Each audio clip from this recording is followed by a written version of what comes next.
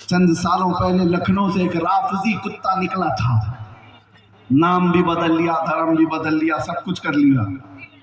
دیکھا ہوگا، سنا بھی ہوگا، بچے چھوٹے وہ نہیں جانتے، ہاں جاننا بھی نہیں چاہیے، جو کیڑے آئے موسم میں چلے گئے پھر جاننا بھی نہیں چاہیے، لیکن جو لوگ جانتے ہیں ان سے میں کہہ رہا ہوں کیا بات 6 مہینے 8 مہینے کے بعد ہوا کیا ہے؟ ارے دین بھی بدل لیا تھا، دھرم بھی بدل لیا تھا، نام بھی بدل لیا تھا، کپڑے بھی بدل لیا تھا، سب ہو گیا تھا، بعد میں پتہ چلا وہاں سے بھی لات مار کے نکال دیا گیا۔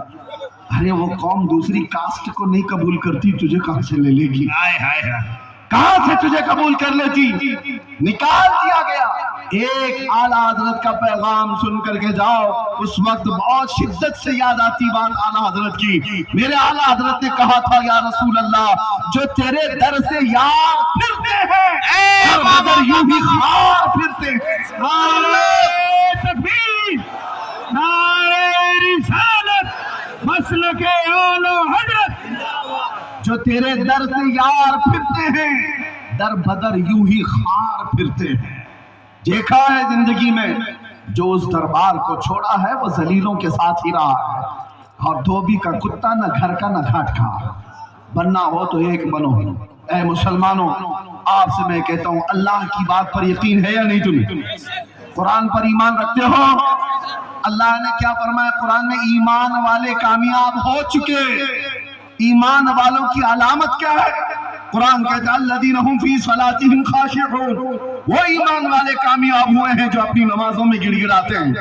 جو نماز ہی نہیں پڑھتا تو علامت کہاں ہے اس کی ایمان کی؟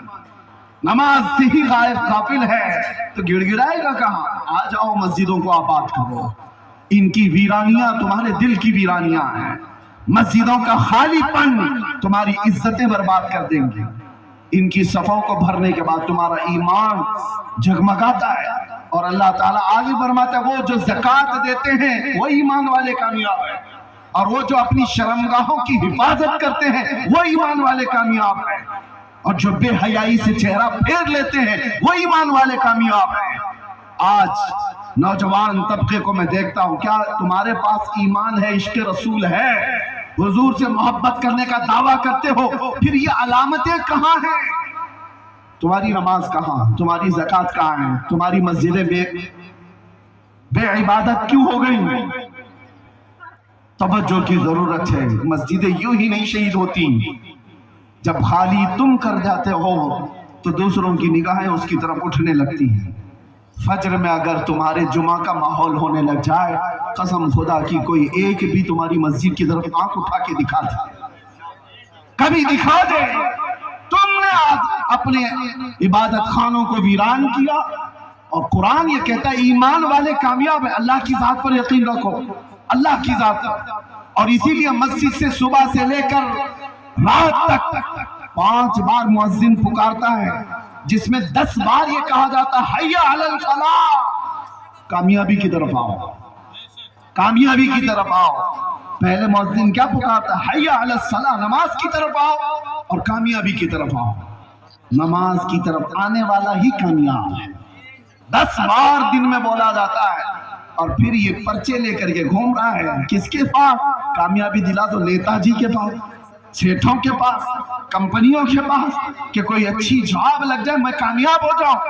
ارے تم نے کامیابی کا معیار کیا سمجھ رکھا ہے؟ گاڑی، بنگلہ اور گھر، یہ ساری چیزیں کامیابی کا معیار ہے؟ نہیں، کامیابی کا یہ معیار ہوتا تو دنیا ابو جہل سے ڈر رہی ہوتی، ابو لہب سے ڈر رہی ہوتی۔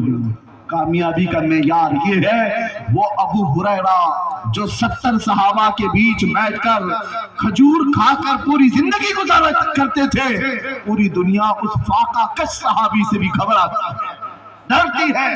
کیوں؟